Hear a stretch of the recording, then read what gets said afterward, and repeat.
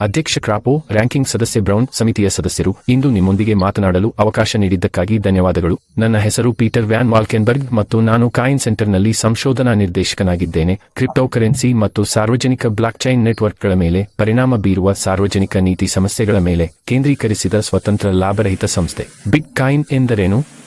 Bitcoin ವಿಶ್ವದ ಮೊದಲ ಕ್ರಿಪ್ಟೋಕರೆನ್ಸಿಯಾಗಿದೆ ಮತ್ತು ಇದು ವಿಶ್ವದ ಮೊದಲ ಸಾರ್ವಜನಿಕ ಬ್ಲಾಕ್ಚೈನ್ ನೆಟ್ವರ್ಕ್ನಿಂದಾಗಿ ಕಾರ್ಯನಿರ್ವಹಿಸುತ್ತದೆ. ಬಿಟ್ಕಾಯಿನ್ ಏನು ಮಾಡುತ್ತದೆ? ಇದು ಸರಳವಾಗಿದೆ. ಇದು ಕಂಪ್ಯೂಟರ್ ಮತ್ತು ಇಂಟರ್ನೆಟ್ ಸಂಪರ್ಕವನ್ನು ಹೊರತುಪಡಿಸಿ ವಿಶ್ವದ ಯಾರಿಗಾದರೂ ಮೌಲ್ಯವನ್ನು ಕಳುಹಿಸಲು ಮತ್ತು ಸ್ವೀಕರಿಸಲು ನಿಮಗೆ ಅನುಮತಿಸುತ್ತದೆ. ಈಗ ಅದು ಏಕೆ ಕ್ರಾಂತಿಕಾರಿಯಾಗಿದೆ? ಏಕೆಂದರೆ ಅಂತರ್ಜಾಲದ ಮೂಲಕ ಹಣವನ್ನು ಕಳುಹಿಸುವ ಇತರ ಸಾಧನಗಳಿಗಿಂತ ಭಿನ್ನವಾಗಿ ಇದು ಮಧ್ಯವರ್ತಿಯನ್ನು ನಂಬುವ ಅಗತ್ಯವಿಲ್ಲದೆ ಕಾರ್ಯನಿರ್ವಹಿಸುತ್ತದೆ.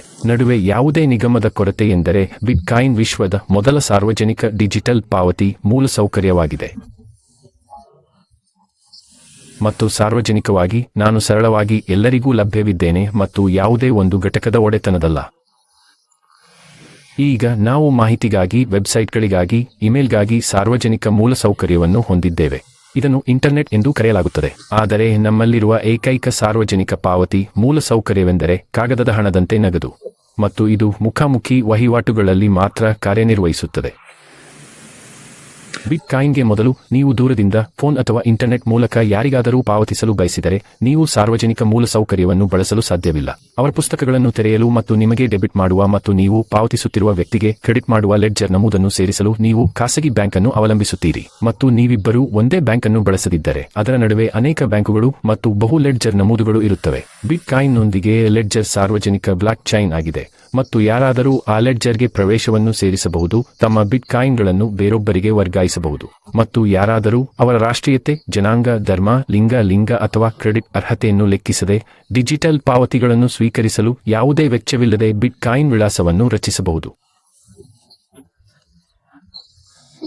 ಬಿಟ್ಕಾಯಿನ್ ವಿಶ್ವದ ಮೊದಲ ಜಾಗತಿಕವಾಗಿ ಪ್ರವೇಶಿಸಬಹುದಾದ ಸಾರ್ವಜನಿಕ ಹಣವಾಗಿದೆ. ಹಣ ಇದು ಪರಿಪೂರ್ಣವಾಗಿದೆಯೇ? ಇಲ್ಲ. 1972ರಲ್ಲಿ ಆವಿಷ್ಕರಿಸಿದಾಗ ಇಮೇಲ್ ಕೂಡ ಇರಲಿಲ್ಲ. ಬಿಟ್ಕಾಯಿನ್ ಪ್ರತಿ ಮಾರ್ಜಿನ್ನಲ್ಲಿ ಅತ್ಯುತ್ತಮ ಹಣವಲ್ಲ. ಇದನ್ನು ಇನ್ನೂ ಎಲ್ಲೆಡೆ ಸ್ವೀಕರಿಸಲಾಗಿಲ್ಲ. ಬೆಲೆಗಳನ್ನು ಉಲ್ಲೇಖಿಸಲು ಇದನ್ನು ಹೆಚ್ಚಾಗಿ ಬಳಸಲಾಗುವುದಿಲ್ಲ, ಮತ್ತು ಇದು ಯಾವಾಗಲೂ ಮೌಲ್ಯದ ಸ್ಥಿರ ಸಂಗ್ರಹವಲ್ಲ. ಆದರೆ ಅದು ಕೆಲಸ ಮಾಡುತ್ತಿದೆ, ಮತ್ತು ಇದು ವಿಶ್ವಾಸಾರ್ಹ ಮಧ್ಯವರ್ತಿಗಳಿಲ್ಲದೆ ಕಾರ್ಯನಿರ್ವಹಿಸುತ್ತದೆ ಎಂಬ ಅಂಶವು ಆಶ್ಚರ್ಯಕರವಾಗಿದೆ. ಇದು ಕಂಪ್ಯೂಟರ್ ವಿಜ್ಞಾನದ ಪ್ರಗತಿಯಾಗಿದೆ, ಮತ್ತು ಇದು ಸ್ವಾತಂತ್ರ್ಯ, ಸಮೃದ್ಧಿ ಮತ್ತು ಮಾನವ ಏಳಿಗೆಗೆ ಅಂತರ್ಜಾಲದ ಜನನದಷ್ಟೇ ಮಹತ್ವದ್ದಾಗಿದೆ. ಮತ್ತು ಬಿಟ್ಕಾಯಿನ್ ಕೇವಲ ಪ್ರಾರಂಭವಾಗಿದೆ. ನಾವು ಖಾಸಗಿ ಪಾವತಿ ಮೂಲಸೌಕರ್ಯವನ್ನು ಬದಲಾಯಿಸಲು ಸಾಧ್ಯವಾದರೆ ನಾವು ಇತರ ಖಾಸಗಿ ಚೋಕ್ ಪಾಯಿಂಟ್ಗಳನ್ನು ಮಾನವ ಸಂವಹನಕ್ಕೆ ಬದಲಾಯಿಸಬಹುದು. ಈಗ ನಾವು ಹೆಚ್ಚಿನ ಸಾರ್ವಜನಿಕ ಮೂಲಸೌಕರ್ಯಗಳನ್ನು ನಿರ್ಮಿಸಲು ಏಕೆ ಬಯಸಬೇಕು? ಕಾರ್ಪೊರೇಟ್ ಮಧ್ಯವರ್ತಿಗಳಿಗಿಂತ ನಾವು ಬ್ಲಾಕ್ಚೈನ್ಗಳನ್ನು ಏಕೆ ಅಳವಡಿಸಿಕೊಳ್ಳಬೇಕು? ನಾವು ಅವರ ಅಸಮರ್ಥತೆಯನ್ನು ಏಕೆ ಸಹಿಸಿಕೊಳ್ಳಬೇಕು ಮತ್ತು ಅವರನ್ನು ಉತ್ತಮಗೊಳಿಸಲು ಕೆಲಸ ಮಾಡಬೇಕು? ಭವಿಷ್ಯದಲ್ಲಿ ಈ ತಂತ್ರಜ್ಞಾನದ ಪ್ರವರ್ತಕರು ಇಲ್ಲಿ ಯುನೈಟೆಡ್ ಸ್ಟೇಟ್ಸ್ನಲ್ಲಿ ಏಕೆ ಬೇಕು ಮತ್ತು ವಿದೇಶಕ್ಕೆ ಪಲಾಯನ ಮಾಡಬಾರದು? ಒಂದು ಸರಳ ಕಾರಣ, ಏಕೆಂದರೆ ಇಂದಿನ ನಿರ್ಣಾಯಕ ಆದರೆ ಖಾಸಗಿ ಒಡೆತನದ ಮೂಲಸೌಕರ್ಯವನ್ನು ಒದಗಿಸುವ ಕಾರ್ಪೊರೇಟ್ ಮಧ್ಯವರ್ತಿಗಳು ಕಡಿಮೆ, ದೊಡ್ಡದು ಮತ್ತು ಹೆಚ್ಚು ಶಕ್ತಿಶಾಲಿಯಾಗುತ್ತಿದ್ದಾರೆ, ಮತ್ತು ಅವರ ವೈಫಲ್ಯಗಳು ಹೆಚ್ಚು ಗಂಭೀರವಾಗುತ್ತಿವೆ. ಆದ್ದರಿಂದ ಎಲ್ಲ ಅಮೆರಿಕನ್ನರಲ್ಲಿ ಸರಿಸುಮಾರು ಅರ್ಧದಷ್ಟು 143 ಮಿಲಿಯನ್ ಜನರು ತಮ್ಮ ಸಾಮಾಜಿಕ ಭದ್ರತಾ ಸಂಖ್ಯೆಗಳನ್ನು ಈಕ್ವಿಫಾಕ್ಸ್ನಲ್ಲಿನ ಉಲ್ಲಂಘನೆಯಿಂದಾಗಿ ಹ್ಯಾಕರ್ಗಳಿಗೆ ಬಹಿರಂಗಪಡಿಸಿದ್ದಾರೆ. ಬಾಂಗ್ಲಾದೇಶ, ವಿಯೆಟ್ನಾಂ, ಈಕ್ವೆಡಾರ್ ಮತ್ತು ರಷ್ಯಾದಲ್ಲಿ ಸದಸ್ಯ ಬ್ಯಾಂಕುಗಳನ್ನು ಹ್ಯಾಕ್ ಮಾಡಿದ ಕಾರಣ ಸ್ವಿಫ್ಟ್ ನೆಟ್ವರ್ಕ್ $100 ಮಿಲಿಯನ್ ಮೋಸದ ವಹಿವಾಟುಗಳನ್ನು ಪ್ರಸಾರ ಮಾಡಿದೆ. ಈ ಹ್ಯಾಕ್ಗಳಲ್ಲಿ ಅತಿದೊಡ್ಡದನ್ನು ಉತ್ತರ ಕೊರಿಯಾ ನಡೆಸಿದೆ ಎಂದು FBI ಈಗ ಶಂಕಿಸಿದೆ. ಪಂಜಾಬ್ ನ್ಯಾಷನಲ್ ಎಂಬ ಭಾರತೀಯ ಬ್ಯಾಂಕ್ನ ಭ್ರಷ್ಟ ಕೆಳಹಂತದ ಉದ್ಯೋಗಿಗಳು $1.8 ಬಿಲಿಯನ್ ಕದ್ದ ಸ್ವಿಫ್ಟ್ ಸಂದೇಶಗಳನ್ನು ಮೋಸದಿಂದ ಪ್ರಮಾಣೀಕರಿಸಲು ಸಾಧ್ಯವಾಯಿತು. ಇದು ಇತಿಹಾಸದಲ್ಲಿ ಅತಿದೊಡ್ಡ ಎಲೆಕ್ಟ್ರಾನಿಕ್ ಬ್ಯಾಂಕ್ ದರೋಡೆಯಾಗಿದೆ. ವಾಸ್ತವವಾಗಿ ಇದು ಇತಿಹಾಸದಲ್ಲಿ ಅತಿದೊಡ್ಡ ಬ್ಯಾಂಕ್ ದರೋಡೆಯಾಗಿದೆ. ಅಕ್ಟೋಬರ್ 2016ರಲ್ಲಿ ಅಂದಾಜು 1.2 ಮಿಲಿಯನ್ ಇಂಟರ್ನೆಟ್ ಸಂಪರ್ಕಿತ ಸಾಧನಗಳನ್ನು ಹ್ಯಾಕ್ ಮಾಡಲಾಯಿತು ಮತ್ತು ಬೋಟ್ನೆಟ್ ಆಗಿ ಪರಿವರ್ತಿಸಲಾಯಿತು. ಇದು ಹಲವಾರು ಗಂಟೆಗಳ ಕಾಲ CNN ಮತ್ತು fox news, the New York times ಮತ್ತು ದಿ ವಾಲ್ ಸ್ಟ್ರೀಟ್ ಜರ್ನಲ್ ಸೇರಿದಂತೆ ಯುರೋಪ್ ಮತ್ತು ಉತ್ತರ ಅಮೆರಿಕಾದಾದ್ಯಂತ ಪ್ರಮುಖ ವೆಬ್ಸೈಟ್ಗಳನ್ನು ಲಭ್ಯವಿರಲಿಲ್ಲ.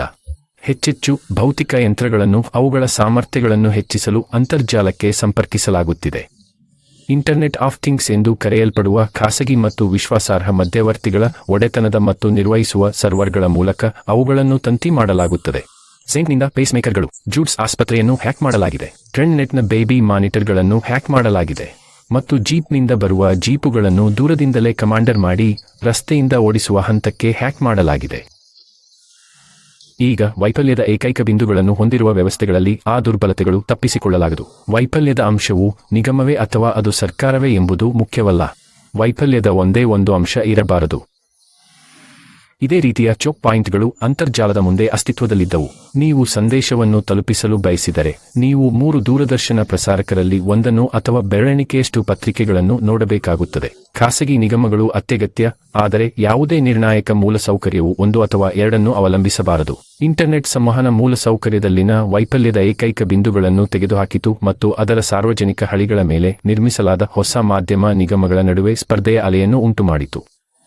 ಬ್ಲಾಕ್ಚೈನ್ಗಳು ಇದೇ ರೀತಿ ನಿರ್ಣಾಯಕ ಪಾವತಿಗಳು ಮತ್ತು ಐಒಟಿ ಮೂಲಸೌಕರ್ಯವನ್ನು ನಿಷ್ಕ್ರಿಯಗೊಳಿಸಬಹುದು. ತಂತ್ರಜ್ಞಾನವು ಇಂದು ಆ ಎಲ್ಲಾ ಪ್ರಶ್ನೆಗಳಿಗೆ ಉತ್ತರಿಸಲು ಇನ್ನೂ ಸಿದ್ಧವಾಗಿಲ್ಲ, ಆದರೆ ಇದು ನಮ್ಮ ಅತ್ಯುತ್ತಮ ಭರವಸೆಯಾಗಿದೆ. ಮತ್ತು 1990ರ ದಶಕದಲ್ಲಿ ಇಂಟರ್ನೆಟ್ನಂತೆ ಎಲ್ಲ ಅಮೆರಿಕನ್ನರ ಪ್ರಯೋಜನ ಮತ್ತು ಸುರಕ್ಷತೆಗಾಗಿ ಈ ಆವಿಷ್ಕಾರಗಳು ಅಮೆರಿಕದಲ್ಲಿ ಪ್ರವರ್ಧಮಾನಕ್ಕೆ ಬರುತ್ತವೆ ಎಂದು ಖಚಿತಪಡಿಸಿಕೊಳ್ಳಲು ನಮಗೆಲ್ಲರೂ ಸ್ಪರ್ಶ ನಾವೀನ್ಯತೆ ಪರ ನೀತಿಯ ಅಗತ್ಯವಿದೆ.